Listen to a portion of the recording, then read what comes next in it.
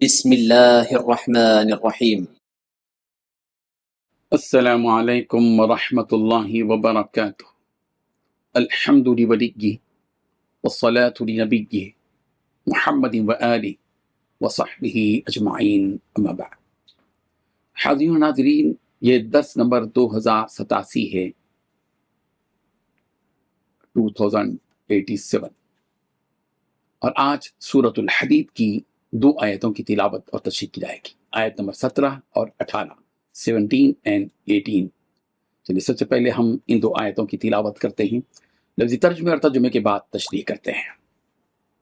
اعوذ باللہ من الشیطان الرجیم، بسم اللہ الرحمن الرحیم۔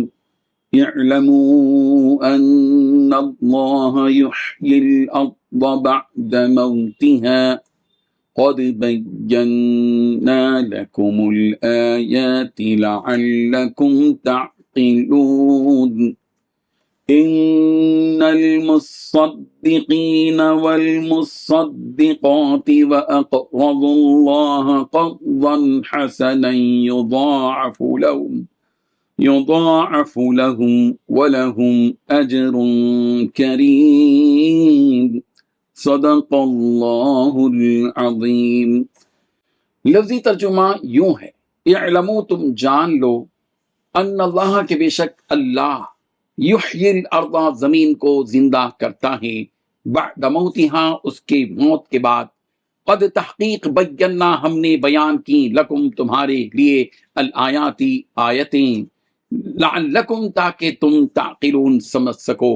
ان المصدقین، بے شک صدقہ دینے والے مرد، والمصدقات، اور صدقہ دینے والی عورتیں، وَأَقْرَضُوا اللَّهَ، اور جنہوں نے دیا قرض اللہ کو، قرضاً حسنا، قرض حسنا، یضاعف، تو وہ بڑھا دیا جائے گا، لہم، ان کے لیے، ولہم، اور ان کے لیے، اجر کریم، اجر ہے بہت عمدہ۔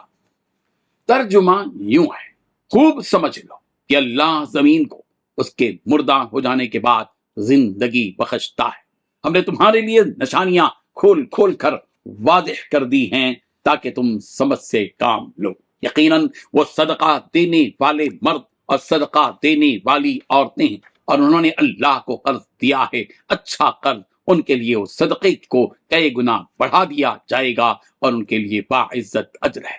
ان 2 آیتوں میں 7 باتیں بیان کی گئی ہیں۔ پہلی بات، خوب سمجھ لو کہ اللہ تعالیٰ زمین کو اس کے مردہ ہو جانے کے بعد زندگی بخشتا ہے۔ دوسری بات، ہم نے تمہارے لیے نشانیاں کھول کھول کر واضح کر دی ہیں تاکہ تم سمجھ سے کام لو۔ تیسری بات، یقیناً جو صدقہ دینے والے مرد اور صدقہ دینے والی عورتیں ہیں، ان کے لیے اس صدقے کو کئی گنا بڑھا دیا جائے گا۔ چوتھی بات، ان کے لیے باعزت اجر ہے۔ پانچویں بات، ان لوگوں نے اللہ کو قرض دیا ہے، اچھا قرض۔ چھٹی بات، اچھا قرض ان کے لیے کئی گنا بڑھا دیا جائے گا۔ ساتویں بات، ان کے لیے باعزت اجر ہے۔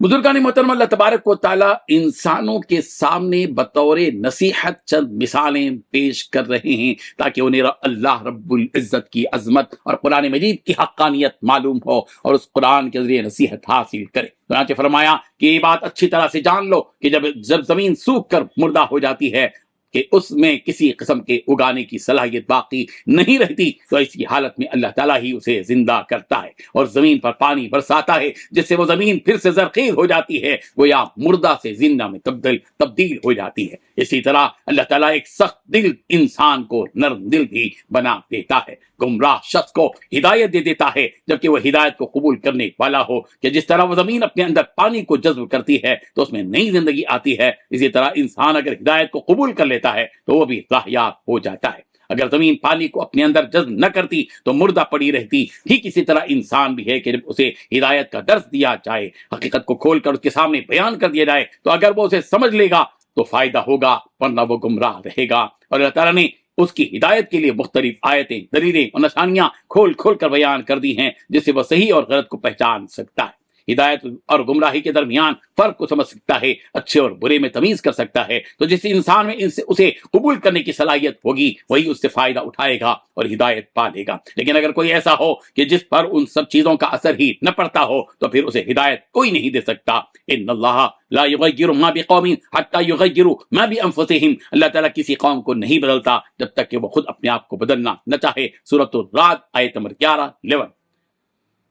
اللہ تبارک و تعالیٰ صدقہ کرنے والوں کو ملنے والے ثواب کے بارے میں بتلا رہے ہیں کہ مسکین و محتاج، فقیر اور ضرورت مند پر خرچ کرنے والے مرد ہوں یا عورتیں، ان کا خرچ کرنا ایسا ہے کہ گویا وہ اللہ تبارک و تعالیٰ کو قرض دے رہے ہیں، اور قرض بھی ایسا جو عیب سے بالکل پاک ہو، یعنی جس میں زیادہ کی طمع، دکھاوا یا احسان جتلانا نہ ہو۔ تو ایسے شخص کو اللہ تبارک و تعالیٰ اس صدقے کی ہوئی چیز سے کئی گنا بڑھ کر عطا کرے گا، یعنی 10 گنا سے لے کر 700 گنا تک بڑھا کر اللہ تبارک و تعالیٰ اسے اجر دے گا۔ اس کے علاوہ بھی انہیں ایک اور باعزت اجر دیا جائے گا، اور وہ ہے جنت کے، جس سے بڑھ کر اور کوئی اجر نہیں۔ انسان کو چاہیے کہ ربی وہ اللہ کی راہ میں خرچ کرے تو اسے یہ بس یہی نیت رکھنی چاہیے کہ میں اللہ کا دیا ہوا مال اسی کی راہ میں خرچ کر رہا ہوں، جس پر وہی مجھے اجر بھی دے گا۔ اس کے علاوہ اس کی کوئی نیت نہیں ہونی چاہیے، اسی وقت وہ اس اجر کا مستحق ہوگا۔ اللہ تبارک و تعالیٰ ہمیں اپنی نیتوں کی اصلاح کرنے کی توفیق عطا فرمائے، آمین۔ وآخر دعوانا الحمد للہ رب العالمین۔